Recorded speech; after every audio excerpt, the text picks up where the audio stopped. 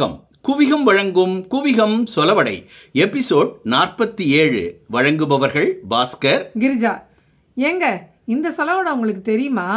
அவசரத்தில் அண்டாவுக்குள்ள கூட கை நுழையாது. ஆமாம், அவசர கோலத்தில் அள்ளி தெளிச்சாப்புல அப்படி கூட சொல்லுவாங்க. ஆமாம், இதை கேளுங்களேன்.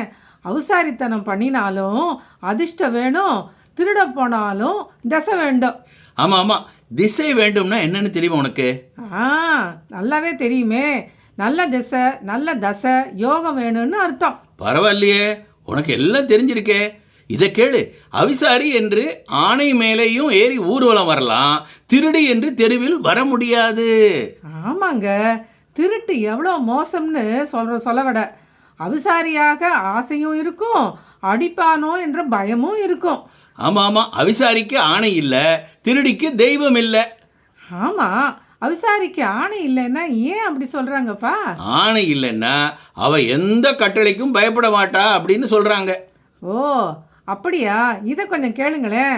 அவரை விதைச்சா துவரையா முளைக்கும். ஆமாம், நல்ல சொலவடையோட முடிக்கிறேன். இப்போ அவ்வப்பொழுதிலும் தவப்பொழுது நல்லது, அதாவது வீணாக பொழுத போக்காம தவம் செய்யலாம்னு சொல்கிறாங்க.